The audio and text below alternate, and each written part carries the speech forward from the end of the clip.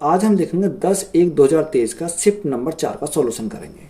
तो question number 1 में दिया है कि 32 और 40 का लघुत्तम समावर्त x के वर्ग से 9 कम के बराबर है, तो x का धनात्मक मान ज्ञात कीजिए। देखो किसका दे रखा 32 और हमसे क्या है 40 का लघुत्तम समावर्त है, यानी इसका क्या करना हमें एलसीएम करना है। एलसीएम उसने हमसे बोला क्या है कि x के वर्ग, x का वर्ग कितना होता है एक्स स्क्वायर से कितना कम है 9 कम है, तो हम करेंगे माइनस के 9। अब 32 और 40, देखो 32 और 40 का अगर हम एलसीएम निकालते हैं तो हमारा कितना आता है 160 आता है। यहाँ से हमारा क्या आएगा एक्स स्क्वायर माइनस के 9 आ जाएगा। देखो ये हमारे माइनस के इधर आएंगे प्लस के हो जाएंगे, तो हमारा कितना आ जाएगा 169 हमारा हो जाएगा। यहाँ से हमारा क्या बचेगा एक्स स्क्वायर बचेगा। देखो अगर मुझे x का मान निकालना है तो इसका क्या करना पड़ेगा, मुझे अंडर रूट करना पड़ेगा 169।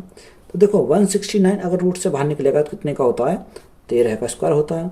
तो हमारा करेक्ट आंसर कितना हो जाएगा 13, यानी ऑप्शन नंबर ए की हमारा क्या है करेक्ट आंसर है। क्वेश्चन नंबर नेक्स्ट में क्या दिया है, 4 अभाज्य संख्याओं आरोही क्रम में व्यवस्थित हैं। पहली 3 संख्याओं का गुणनफल 225 है और अंतिम 3 का गुणनफल 1955 है। सबसे बड़ी अभाज्य संख्या है। देखो 4 हमारी क्या है, 4 हमारी अभाज्य संख्या है, 1 2 3 और 4 माना। देखो पहली अभाज्य संख्या कितनी 3 5।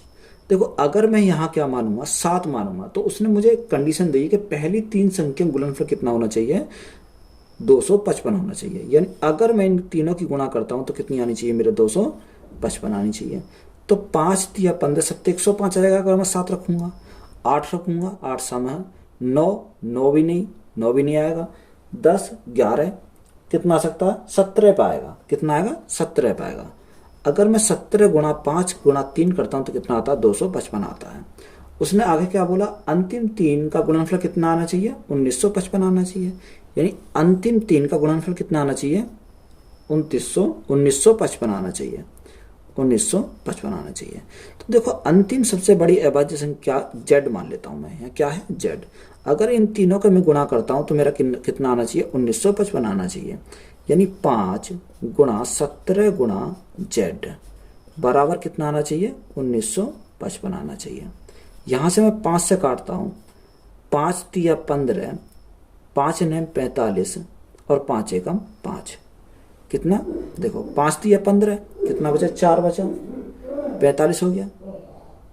5 9 45 कितना बचा 5 एकम 5। अब 17 से काटो 17 दूनी 34 कितना 17 दूनी 34 और 17 ती 51। तो z का मान मेरा यहाँ से कितना मिला 23 मिला। तो यही मेरा क्या हो जाएगा करेक्ट आंसर हो जाएगा। यानी ऑप्शन नंबर बी हमारा क्या है करेक्ट आंसर है। क्वेश्चन नंबर नेक्स्ट में क्या दिया 37,55 का कितना प्रतिशत है दशमलव के 2 स्थान तक सही। देखो का वाली संख्या को हम क्या करते हैं नीचे लिखते हैं। उसने बोला 37 55 का, तो हमें क्या लिखना पड़ेगा 55 नीचे लिखना पड़ेगा और परसेंटेज के लिए क्या करेंगे 100 से करेंगे गुणा। तो 5 से 5 एकम 5 5 एकम 5 5 से कितनी बार 20 बार, तो हम यहाँ का गुणा करेंगे। 7 दूनी 14 का 4 हाथ से लगाए 3 दूनी 6 और 1 7 340/11। हमें क्या करना पड़ेगा 11 से हम भाग देंगे। तो जब 11 से हम भाग देंगे तो हमारा कितना आएगा 11 छक्कू 66 कितना बचा 4 बचा 8 बचा तो कितना हो गया 80 हो गया। 11 सत्ते 77 3 बचा 11 सत्ते 77 3 बचा 11 दूनी 22 8 बचा 11 सत्ते 77।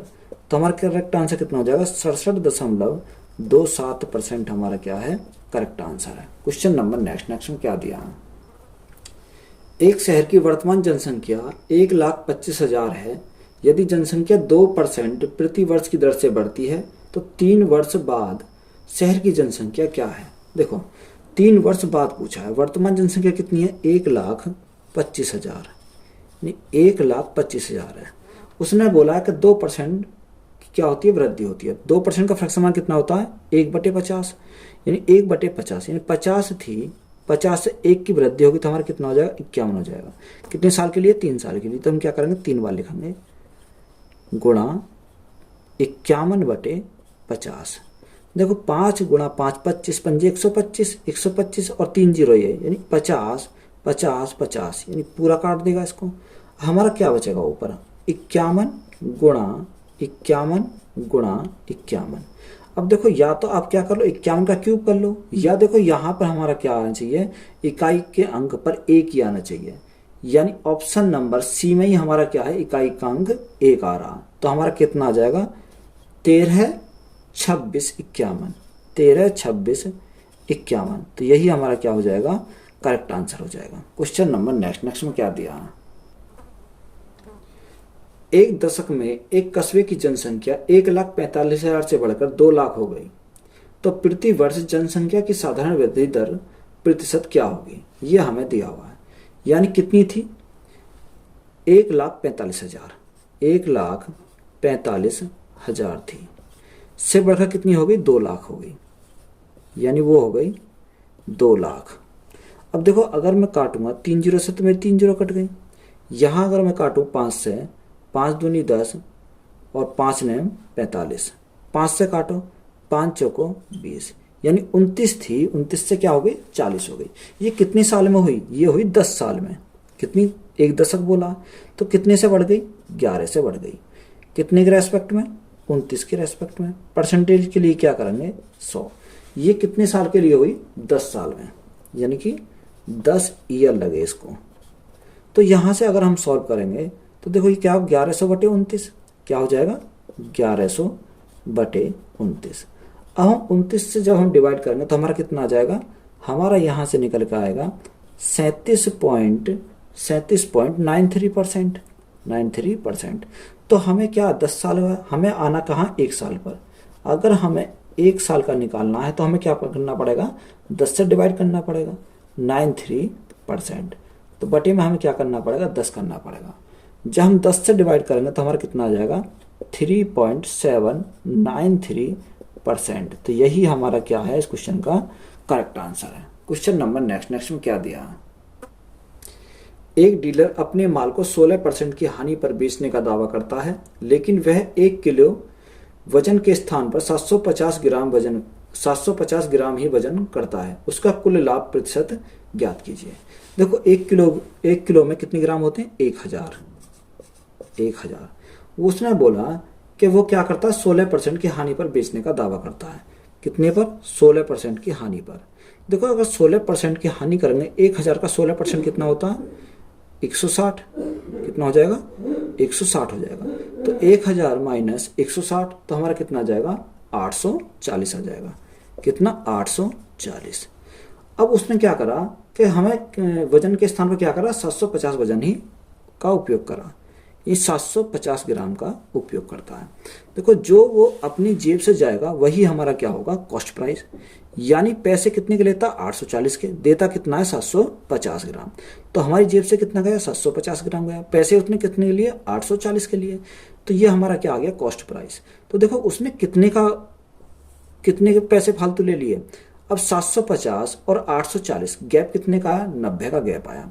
90 का जो गैप आया किसके ऊपर आया, 750 के ऊपर आया। गुणा में परसेंटेज के लिए क्या करेंगे, 100 करेंगे। यहां से बात समझ में आई। अब देखो जीरो से तो हम क्या करेंगे, जीरो कट गई। 25 थी 75 और 25 चौका 100। 3 से कितनी बार, 3 से 3 बार। तो हमारा करेक्ट आंसर कितना बन जाएगा, 4 तिया 12%। कितना बनेगा, 4 तिया 12% हमारा क्या हो जाएगा, करेक्ट आंसर हो जाएगा। क्वेश्चन नंबर नेक्स्ट में क्या दिया, एक आदमी 135 रुपए में एक खिलौना कार खरीदता है और उसे 150 रुपए में बेचता है, तो उसका लाभ प्रतिशत ज्ञात कीजिए। यानी खरीदता कितने में है, हमारा कॉस्ट प्राइस खरीदता कितने में, 135 रुपए में, और बेचता कितने में, सेलिंग प्राइस 150 रुपए में। तो हमें क्या हुआ, देखो 135 में खरीदा, 150 में बेच दिया, तो हमें क्या हुआ, प्रॉफिट हुआ। प्रॉफिट परसेंट निकालेंगे तो कितने का प्रॉफिट हुआ है यहाँ पर, हमारा 15 का प्रॉफिट हुआ। 15 का प्रॉफिट हुआ किसके ऊपर हुआ, 135 के ऊपर हुआ। और परसेंटेज के लिए क्या करेंगे, 100 करेंगे। 15 से कितनी बार चला जाएगा, 9 बार चला जाएगा। 100 बटे 9, 100 बटे 9 कितना होता है, 11.11%। तो यही हमारा क्या है, करेक्ट आंसर हो जाएगा। यानी ऑप्शन नंबर ए हमारा क्या हो जाएगा, करेक्ट आंसर हो जाएगा। क्वेश्चन नंबर नेक्स्ट में क्या दिया, अंकित मूल्य पर 10% की छूट देने पर एक विक्रेता 5% का लाभ अर्जित करता है। यदि अंकित मूल्य में 5% की वृद्धि की जाती है और प्रत्येक 5% की 2 क्रमिक छूट दी जाती है तो विक्रेता को कितने प्रतिशत लाभ होता है। इंपॉर्टेंट क्वेश्चन है, वेरी वेरी इंपॉर्टेंट। देखो हमारा फॉर्मूला होता है CP upon MP। CP upon MP यानी mark price is equal to 100 minus discount percent upon 100 plus या माइनस क्या होगा, प्रॉफिट या लॉस परसेंट। तो यहाँ क्या है हमारा प्रॉफिट परसेंट। यहाँ से अगर हम मान रखेंगे, देखो मान रखते हैं, हमारा क्या दे रखा, डिस्काउंट दे रखा, कितने का डिस्काउंट है, 10 का डिस्काउंट है। तो हमारा कितना हो जाएगा 100 माइनस 10, तो कितना हो जाएगा 90 हो जाएगा। यहाँ से प्रॉफिट कितने का 5 का, तो 100 प्लस 5 कितना हो जाएगा 105 हो जाएगा। अब काट लो 15 15 छिक्को 90 और 15 सत्ते 105, यानी कॉस्ट प्राइस और हमारा सेलिंग मार्क प्राइस का रेशो कितना आ जाएगा 6:7 आ जाएगा। अगर इसको मैं 6 ना कह के इसको मैं क्या करूं 600 और 700 कर दूं तब भी हमारा कोई दिक्कत नहीं होगी। तो इसको मैंने क्या मान लिया 600 और 700 मान लिया। आगे उसने क्या बोला, यदि अंकित मूल्य में 5% की क्या हो जाए, वृद्धि हो जाए। देखो अंकित मूल्य में कर रहा कितने की वृद्धि, 5% की वृद्धि। अगर अंकित मूल्य में 5% की हम क्या कर दें, वृद्धि कर दें, तो हमारा न्यू मार्क प्राइस कितना हो जाएगा। देखो 700 का 5% कितना होता है 35, तो हमारा न्यू मार्क प्राइस कितना हो जाएगा 735 हमारा हो जाएगा। बात क्लियर है। ये हमारा हो गया नया मार्क प्राइस। अब हमें क्या निकालना, हमें निकालना है सेलिंग प्राइस।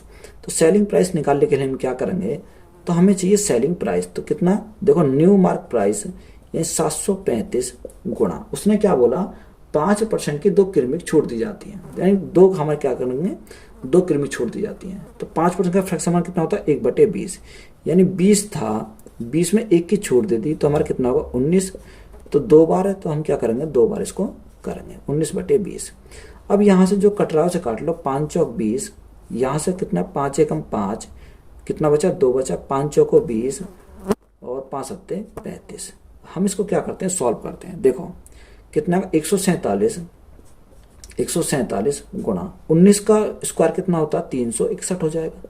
361 बटे में क्या आएगा 4 गुणा 20 आ जाएगा। 4 गुणा 20 यहाँ से आ जाएगा।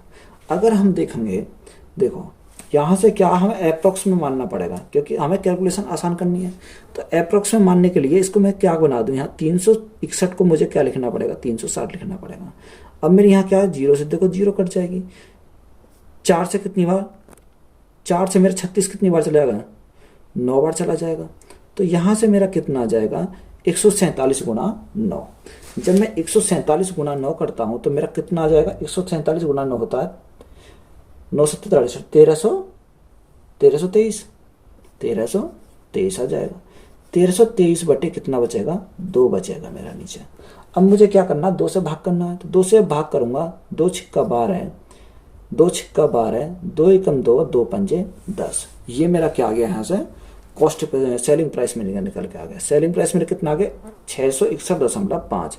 मेरा कॉस्ट प्राइस कितना है, अगर मैं कॉस्ट प्राइस की बात करूं तो कॉस्ट प्राइस मेरा 600 है, यानी सेलिंग प्राइस मेरा 661, कॉस्ट प्राइस मेरा 600। तो मुझे क्या होगा प्रॉफिट होगा। मुझे प्रॉफिट होगा तो प्रॉफिट कितने का होगा, प्रॉफिट मुझे 61.5 का होगा। किसके ऊपर होगा कॉस्ट प्राइस के ऊपर। कॉस्ट प्राइस मेरा कितना है 600 है, गुणा परसेंटेज के लिए क्या करेंगे 100 करेंगे।